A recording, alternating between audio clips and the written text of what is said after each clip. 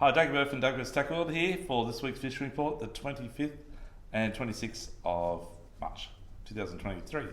Okay guys, we're going to start off offshore fishing. Again, haven't got Stuart's presence here at the moment, so I can't, give him a heap, but anyhow, next week, he'll be here, unfortunately, maybe. Hey, so offshore, we have got the mackerel season open up again. The Spanish mackerel are out there and you're allowed to go catch them. 6 per boat maximum, 3 per person, but only capped at 6. No matter there's 10 of them in the boat, it's 6 mackerel, that's it, total. So the spotties are out there too. Obviously there was heaps caught last weekend, and there's a lot caught during the week as well.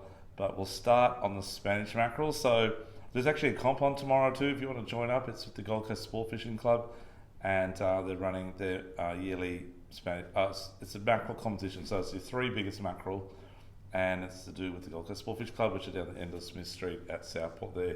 You also find them on Facebook as well as online. Give them a ring, guys. So at the moment, this last week, and including this morning, the guys are still using the rigs that we've been selling heaps of this week, which is that type of rig there, as you've seen before, trawling both slimies, pillies, also yakkers, garies, the whole works. But also the cone type ones are still good as well. That type of thing there, they're working as well. These are both slow trolls, so around 1 to 2 knots. 30, 40 metres back behind the boat. Way you go. I've also heard reports of guys catching them on divers, same like we showed you last week. We'll go Stewies of my colour to see the 2 gun colours that seem to work really well. Okay, that type of thing there. They're really good. Trawl those at about 6 knots. Around again 30, 40 metres back, but they'll come back to about 25 metres behind the boat because they dive down quite a bit. The other way that's been happening is guys casting stick baits and poppers, okay? So we're talking like poppers like this type of thing here. Quite generous in size. It's the venom poppers. And also stick baits, whether it be like that type of stick bait there, sort of stuff you cast up in the reef. But obviously we're casting these for Spanish mackerel, okay? Which are really, really awesome fun on stick bait rods and stick bait poppers and stick bait rods and popper rods. And there's a couple of new ones out from Dyer as well, which I reckon would smash the mackerel at the moment. These fellows here, which are the ripple ones. Okay, they're really, really good.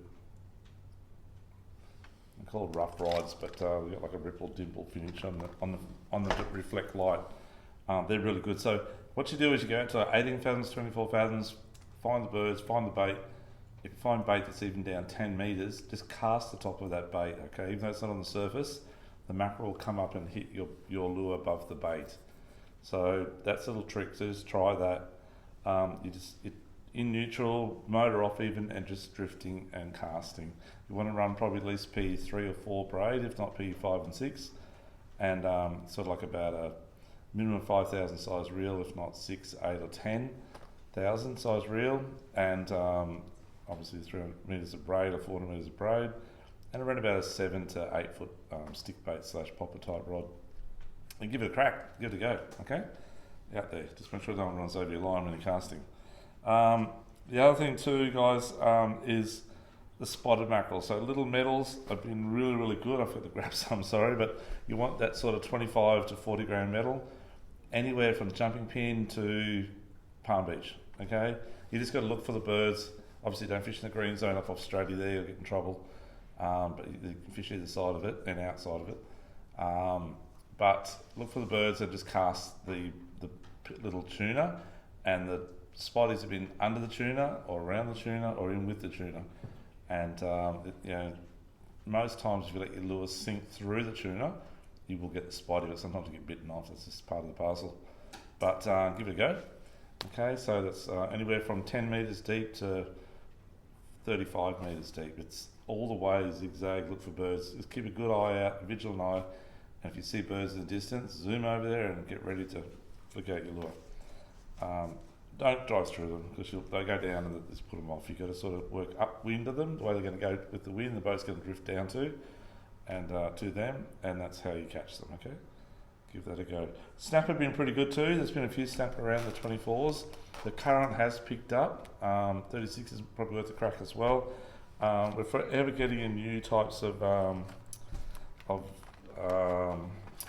Mechanis type jigs like this style here. Okay, these are called rubber. Typical Japanese name, rubber. And they are really cool. And there's a whole range of colours and sizes. And I'm hanging to give these a go. They've got a very big eye, as you can see. And I reckon they'll be really good. And they'll be good on pearlies too, the bigger size. They do quite a big one as well. But I'd be giving the snapper a go on the 24s, maybe 36s east and northeast. The 50,000 reefs, the current, I was there on Monday, it was ripping. It was 2.6 knots against the real light southerlies. It was pretty well hooting. And it may be really good for pearlies, but I don't know how you go with the snapper or jigging. It might be hard to get your jigs down. The current, I just checked the current chart before, about half an hour ago, and it has dropped off a little bit. It's showing it as about 1.1 to 1.8 knots. So that's really nice current actually. It's a nice current. The fish will be active in that current as well. But 2.6 the other day was a bit hard. So yeah, give that a go. Whilst on the bottom fishing, the deep dropping's been really good. We got some foamies on Monday as well, and there's a lot caught on the weekend just gone. There's also cod caught as well, bar cod, ornate, and lots of different other types of varieties of fish out in the deep. So if you're in the deep dropping, this is the time of the year it just starts to kick in. As with the pearl perch, they're just starting to kick in. So over the next 2 months, it's like go hell for leather on that sort of stuff. We've actually got a seminar next Thursday night on fishing for pearl perch in that sort of 80 to 120, 130 metre mark. With jigs, we're going to talk about jigging, we're going to talk about obviously bait, paternoster type fishing, and also electric reel fishing as well. And it'll be a good night. But anyhow, that's if I'm booking that, just ring up the shop. Okay, that's probably it for offshore. Spanish crab's the other thing I'll always add in. Definitely worth a crack. Definitely worth to go off sort of focus reef down to Q1, but in that 46 metres. So you're just outside the 24 fathom reef, but off focus in Q1 area, which is about 27.59 or 28.00 on your latitude. Okay. 46 metres out to about 52. You've got to find what depth they're in. I look for the pros out there, but the pros don't grab on the weekend, so you've got to get during the week to find them. But give that a go. That's probably about it for offshore. Just, yeah, you've got spotties, you've got Spanish, you've got snapper, and you've got really good weather. Okay, this weekend is really good. You're looking at maximum 15 knots. Most of the time it's going to be around about 6 to 10 knots. So it's really good. Picks up a bit in the afternoon. The swell has dropped off. The other day they were saying on bottom it was like 1 to 1.5 metres, actually 4 metres on the sets and about 2.5 average. So a few guys got caught out there, but just be careful of big swell in the seaway. But at the moment it's going to be low tide in the morning on Sunday and early Saturday if you go early. Just be careful, but the swell has dropped off to about 1 metre on average and about 2 on the sets, which is still a little bit dangerous, so be careful please. Okay, we'll come inshore, we'll go up to the jumping pin area. So there have been heaps of prawns starting. The prawns have really kicked in and they've gone from babies to this big, so they're really good size at the moment. My prediction would be that towards maybe the weekend, but definitely towards the next week, be worth having to go around probably Redland Bay where the barge comes in there, Saltworks, and around the Logan River area. Okay, give that a crack. There's been plenty of muddies around as well. The Logan obviously is always good, and around Jacobs Well and that area. The Pimpama's been good, and back down this way, which we'll talk about in a minute. So plenty of muddies around, a few sand crabs around. The sand's been a bit quiet actually, but there are a few around. I've actually got my pots out at the moment, so I'll let you know how they go next week. Give that a go. There's been a few tailor still in the jumping pin bar area this past week. There's been some good whiting as well as always. This weekend you've got running tide, low tide, the running tide first, the running tide in the morning, which for me is a really good flathead tide. So I'd be fishing around Tipler's Channel area, Pandanus, Shitter's Ditch, all those good areas that we get that low tide first, the running tide is a really good tide, early morning right on daylight. Gives that a crack for your flatties. And we talked about the prawns. So yeah, we'll head down towards the Broadwater Way now. So down the Broadwater Way, there's been a few flatties at the Aldershots, which is between Cooreen Cove and Sovereign Island. And Browns Bay's been really good, which is opposite Sovereign Island on the east side of Australia. and there's been a few flatties around Crab Island, which is back down towards Runaway Bay. So all good flatty areas. That the flatties are starting to kick in. They're only small at the moment, if odd good one, but they're starting to show up in a bit better numbers than what they were previously. The whiting are good around Crab Island as well. You got a good rising tide this week, so as I always say, that first the running tide for whiting is the best tide in the Broadwater. Same with the back of wave break, really good tide for whiting. First the running tide, early morning right on daylight, Bishop Worms or unweighted yabbies, and definitely the Nerang River at night time.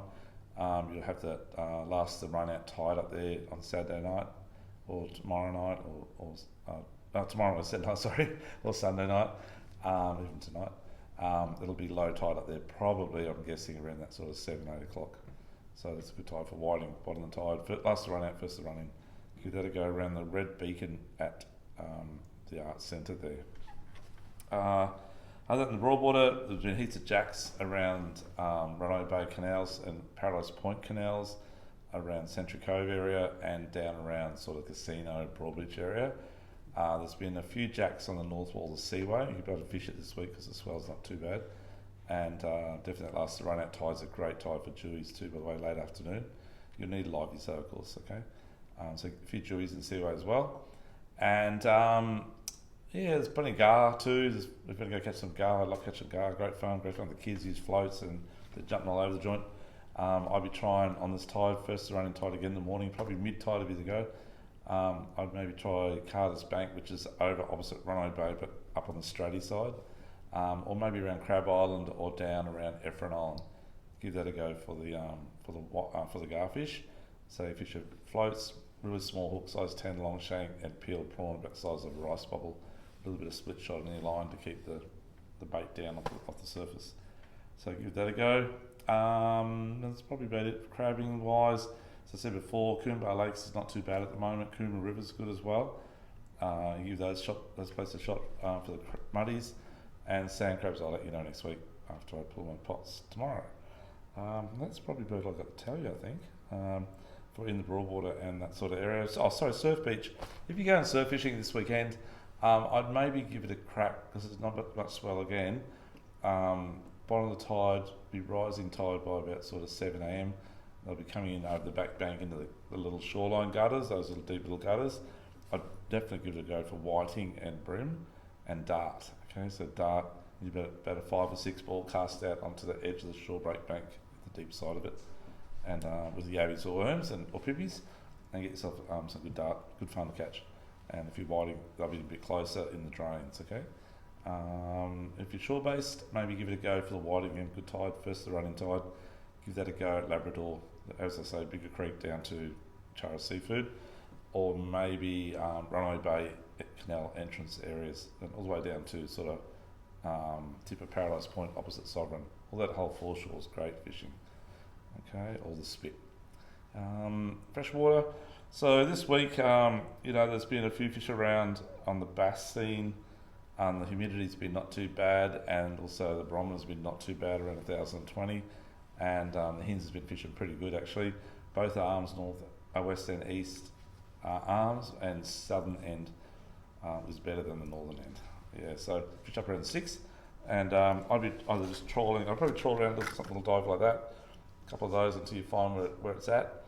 And once you find the schools of fish schooled up, you get them these spinner baits and give them a crack, cast them out and let them get down deep and work them back up through the bait schools. I use a Rahala ice type jig which we sell, and if you get there early morning and late afternoon and have fish on the surface, little cicada type lures like that type of thing there, so mega bass are really, really good on the surface. They sort of walk like this and the bass just come up and scoff them, and great fun. On the Barra scene, Stuart will tell us all about that next week. He's been up north on the dam, so he'll give us a run through on that if you're going to head up north for a Barra fish. Reef-fishing up north, this coming up week, some really good days of not much wind. I saw last week a lot of guys went up to 17, did really well on the trout and reddippers and down guys and everything. So it's always good fishing up north there. But yeah, give it a go, plenty happening. So my suggestion this week, get your crab pots, go chase some muddies. We've got always deals on crab pots. Get yourself a decent cast net, top pocket, and have a crack at the prawns, because that is the go at the moment. There's prawns, crabs, mackerel ashore, heaps of whiting, and other species inshore as well. So it's like good fishing, good weather. At long last, we've had really good weather recently. Looks like the weather patterns finally broken and changed itself to a bit more reliable. So get out there and have a go. Okay, that's it. So don't forget, we've got a Pearl Perch seminar on next Thursday night here at WA Sacker World. Welcome to book in. That will go pretty quick, that one. We've got a few names down already. And that is available just by ringing us on 5563 8746 at the shop here and book in. And or follow us on YouTube and tell your mates. And also Instagram, tell your mates about that as well. Just click on like. Happy days. And we'll see you soon. Take you back for Doug Sacker World, just behind Harbour Town off Brisbane Road on Centreview Drive. Thank you, mate.